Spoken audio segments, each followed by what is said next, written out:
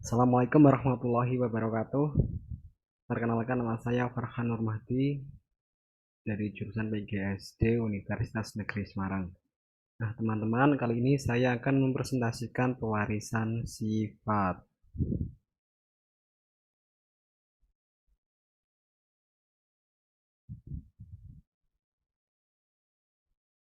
Pewarisan sifat atau hereditas adalah proses penurunan atau pewarisan sifat dari induk ke turunannya.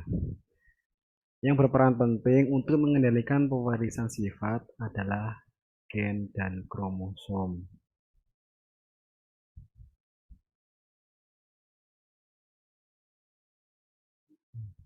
Nah, kromosom merupakan struktur berbentuk seperti kumpulan benang-benang halus yang berfungsi sebagai pembawa informasi genetik dari induk kepada keturunannya. Nah, seperti yang ada di layar, ini ada struktur kromosom, yaitu ada telomer, kromatid, matriks, kromiol, dan lain-lain.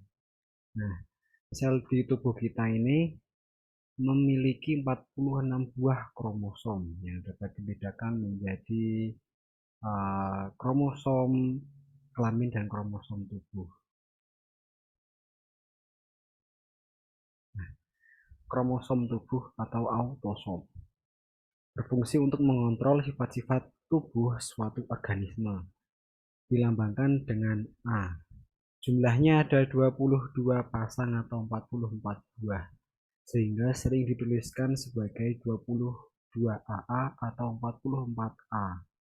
Lalu ada kromosom kelamin atau gonosom, berfungsi untuk menentukan jenis kelamin suatu organisme dan bersifat dan saya ulangi, maaf, berfungsi untuk menentukan jenis kelamin suatu organisme dan beberapa sifat tertentu. Laki-laki itu ada XY dan perempuan itu XX. Nah, lalu ada sifat-sifat kromosom. Yang pertama yaitu memiliki panjang 0,2 sampai 20 mikro. Lalu ada kromosom pada sel prokariot hanya memiliki satu dan tidak terletak di dalam inti sel. Lalu kromosom semi eukariotik jumlahnya bervariasi menurut jenis organisme dan terdapat di dalam nukleus. Dan yang terakhir, kromosom memiliki susunan kimia berupa protein, DNA, dan RNA. Nah, selanjutnya ada gen. Gen merupakan substansi kimia yang mengontrol pewarisan sifat. Rumah gen ini disebut sebagai lokus. Setiap kromosom memiliki ratusan lokus, sehingga di dalam sel terdapat ribuan gen. Nah, pada sebagian besar organisme, gen terbuat dari DNA.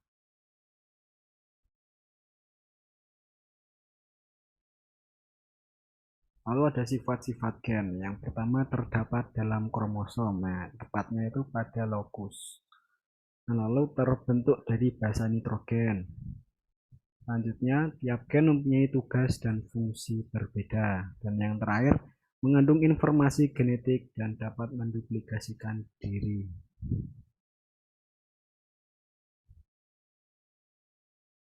Nah, lalu ada RNA dan DNA. Maka yang pertama DNA. DNA adalah suatu asam nukleat yang merupakan penyusun gen di dalam inti sel. DNA menyimpan segala informasi biologis dari setiap makhluk hidup. Lalu RNA.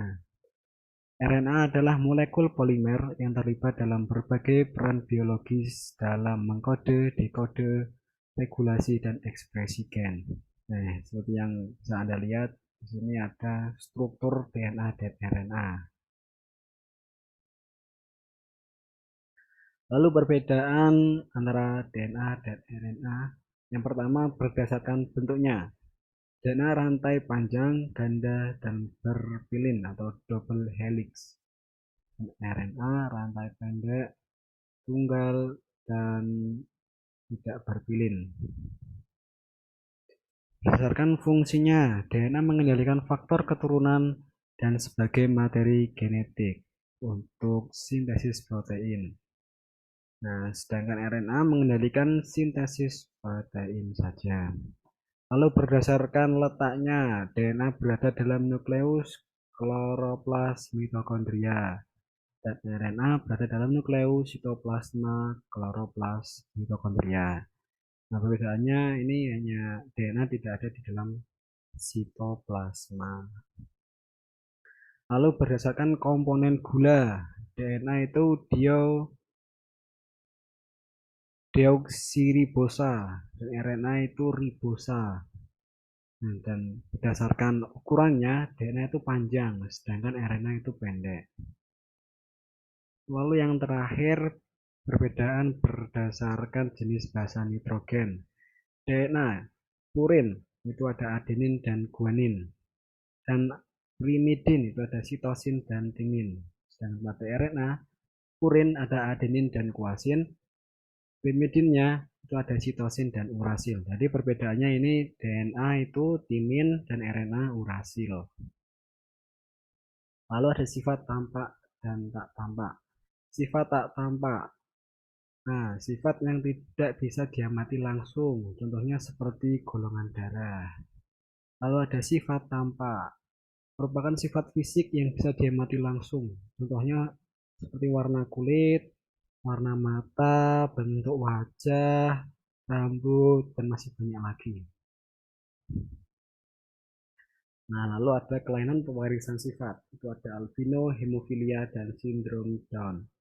Nah, albino ini terjadi ketika seseorang tidak mempunyai gen yang membentuk enzim untuk mengubah tirosin menjadi pigmen melanin.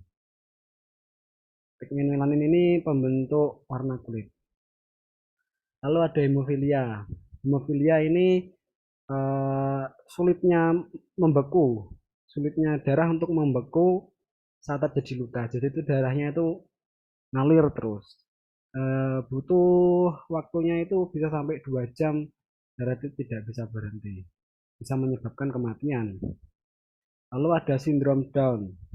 Ini mengakibatkan yang mengalami penyakit ini itu wajahnya itu seperti menunjukkan suatu kebodohan, menunjukkan kebodohan wajahnya. Lalu keterlambatan perkembangan, refleks yang kurang, dan cacatnya intelektual. Nah, lalu ada hukum pewarisan Mendel. Hukum pewarisan Mendel adalah hukum mengenai pewarisan sifat pada organisme yang dijabarkan oleh Gregor Johann Mendel dalam karyanya yaitu percobaan mengenai persilangan tanaman. Nah, berdasarkan penelitiannya itu menghasilkan dua hukum. Yang pertama itu hukum 1 Mendel dan hukum 2 Mendel.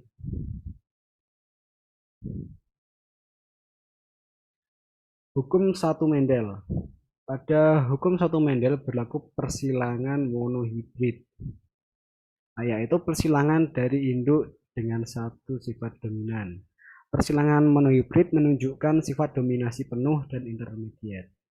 Nah, dan yang saya tampilkan pada layar ini contoh yang sifat dominasi penuh.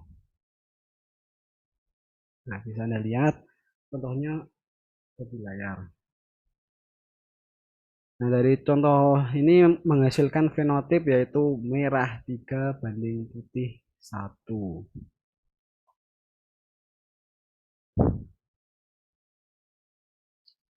Nah, lalu hukum 2 Mendel. Pada hukum 2 Mendel berlaku persilangan dihibrid, yaitu persilangan dari induk-induk dengan dua sifat dominan. Nah, seperti yang di layar bisa Anda lihat dan kalian pahami bagaimana prosesnya persilangan hukum 2 Mendel ini.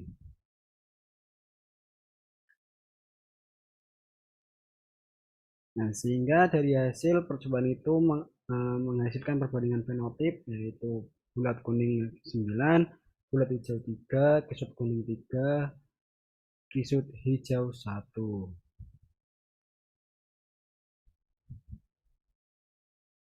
Nah, terima kasih telah menonton video saya, semoga bermanfaat bagi kalian semua dan semoga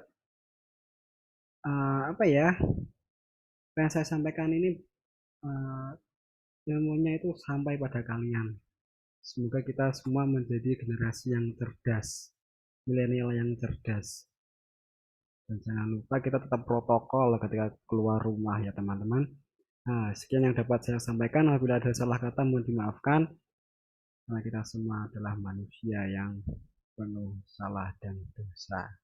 Makanya kita hidup di dunia. Kalau kita tidak punya dosa dan tidak punya dosa dan masalah ataupun tidak pernah berbuat salah, maka kita pasti sudah diambil oleh Allah.